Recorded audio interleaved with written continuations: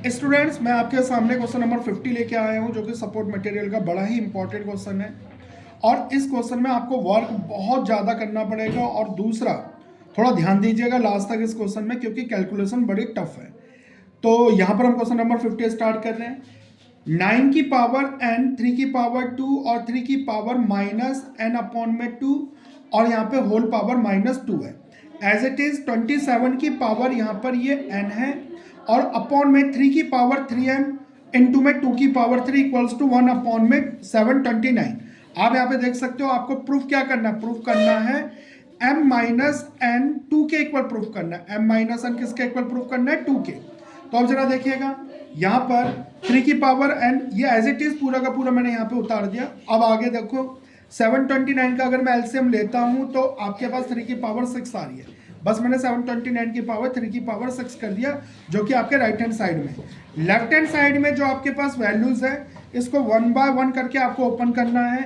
जैसे 9 की पावर आप देख सकते हो यहाँ पर n है, तो मैं 3 की पावर 2n लिख सकता हूँ। क्यों जी, 3 की पावर 2 और इसकी होल पावर n है, तो ये आपस में मल्टीप्लाई होगा तो 2n हो गया। 3 की पावर 2 और यहाँ पर ये दोनों आपस में मल्टीप्लाई होंगे, बट ये यहाँ से कैंसिल आउट हो रहा है, तो यहाँ पे माइनस n और माइनस वन, माइनस n और माइनस वन मल्टीप्लाई हो गया, तो आपके पास n बचेगा। एज इट इज यहाँ पे 27 है, 27 की पावर अगर मैं देखूँ 3 की पावर 3 करूँ तो 27 आएगा, और वो 3n से मल्टीप्लाई होगा तो 3n। एज इट इज नीचे जो था एज इट इज लिख दिया मैंने यहाँ पर। तो यहाँ पर नेक्स्ट पार्ट में देखिए, इसकी कैलकुलेशन को आपको थोड़ा प्यार से समझना है। बेस इनके सेम है, तो पावर क्या हो जाएंगे, इनकी ऐड हो जाएंगे बेटा। 2n प्लस में 2 प्लस में यहाँ पे n ना माइनस का 1 से मल्टीप्लाई होगा तो पॉजिटिव n हो जाएगा, तो 2n प्लस 2 और n अगर आपस में प्लस हुआ तो आपके पास कुछ ये सिचुएशन आएगी। तो बीच में माइनस का साइन था, 3 की पावर 3n और नीचे एज इट इज। अब यहाँ तक करने के बाद 2n 2 और n अगर मैं इनको प्लस करूँ तो n और 2n कितना हो गया, 3n, और ये 2 यहाँ पर 3 की पावर 3n। अब जैसे जैसे क्वेश्चन श्रिंक होता जा रहा, आपको थोड़ा सा यहाँ पे लग रहा है कि क्वेश्चन और ज़्यादा टफ हो रहा, पर थोड़ा ध्यान देना बच्चों आपको। यहाँ पर आप इसका बेसिक कैलकुलेशन करते जाओ। क्रॉस मल्टीप्लाई कर दिया बेटा मैंने, 3 की पावर 6 को इन सबसे मल्टीप्लाई करने जा रहा हूँ, और 3 की पावर 3n 2 की पावर 3 को मैं 1 से मल्टीप्लाई करने जा रहा हूँ। तो आगे बढ़ते हैं। अगर मैं 3 की पावर 6 से इसे मल्टीप्लाई करूंगा तो कुछ ये सिचुएशन आएगी, और 3 की पावर 6 से अगर मैं इसे मल्टीप्लाई करूंगा तो कुछ ये सिचुएशन आएगी। अब आगे और बढ़ते हैं। यहाँ पर एज इट इज बेटा यहाँ पे देखना, क्योंकि बेस सेम है तो पावर क्या हो जाएगा, प्लस, क्योंकि ये मल्टीप्लाई हो रहा है। आई होप आप लोगों को ये क्लियर हो रहा होगा। 6 अगर 3n प्लस 2 में प्लस होगा तो 3n प्लस में 8। वाई, क्योंकि 6 और 2 आपका क्या हो गया, 8। एज इट इज क्योंकि बेस सेम है तो पावर क्या हो जाएगा, प्लस। तो आप यहाँ पे देखिए, यहाँ पे बीच में माइनस आ रहा है तो हम इनको कुछ भी नहीं कर सकते, तो ये सिचुएशन थोड़ा सा आपका रुक रहा है, कोई दिक्कत नहीं है।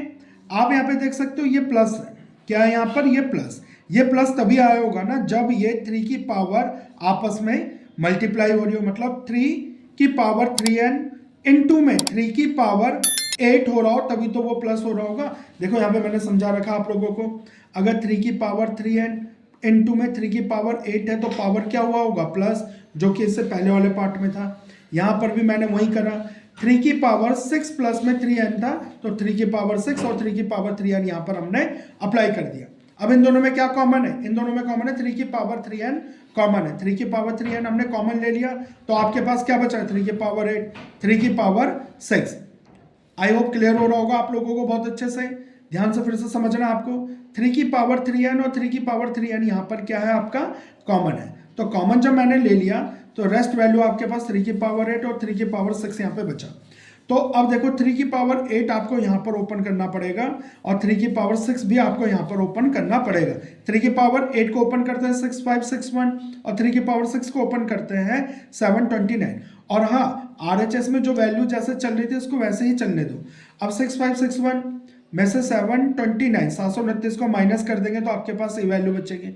अब यहाँ तक आने के बाद भी क्वेश्चन बच्चों को कई बार ऐसा लगता है कि ये ऐसे सॉल्व नहीं हो रहा है, बिगड़ रहा है क्वेश्चन, और वो यहीं पर ही हिम्मत छोड़ देते हो और अपना क्वेश्चन खराब करके आते हैं। नहीं, आपको हिम्मत नहीं आना। 5832 जो है ना आपका, इसको ओपन करो बाय एलसीएम रूल। तो हम एलसीएम रूल ओपन करते हैं तो हम देखते हैं 2 की पावर 3 और 3 की पावर 6 यहाँ पर इंडिकेट हो रहा है। कोई बात नहीं, आपके पास तीनों डिजिट मल्टीपल में आ गई और ये भी मल्टीपल में। थोड़ा सा यहाँ पर आपको समझदारी से काम करना है। देखो जिनकी पावर वेरिएबल में है ना, इनको एक साथ लिख लो।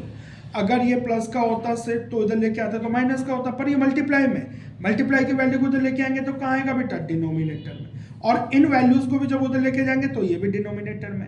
तो आप देख सकते हो यहाँ पे 2 की पावर 3 और 2 की पावर 3 कैंसिल आउट होगा, 1 में 3 की पावर 6। ठीक, अब यहां पर ये एक्चुअल में आपका डिवाइड है। क्या है, डिवाइड। और अगर बेस सेम हो तो पावर क्या हो जाती है, माइनस।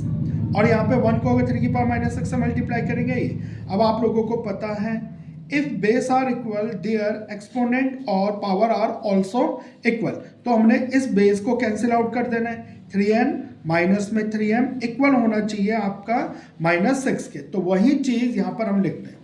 अब इसमें से भी 3 कॉमन ले लिया तो कैंसिल आउट हुआ बेटा, -2 बचा। बट हमें तो ये प्रूफ नहीं करना, हमें प्रूफ करना है m minus n equals to 2। कोई बात नहीं, स्मार्ट वर्क कर लो। -2 को आप इधर लेके आ जाओ, m को उधर लेके जाओगे प्लस का, n को उधर लेके चले जाओगे माइनस का, और ये आपका प्रूफ हो गया, हैंस प्रूफ। आई होप आप लोगों को ये क्वेश्चन बड़े अच्छे से समझ में आ गया होगा और एग्जाम बिल्कुल नियर है बच्चों, अच्छे से तैयारी करना।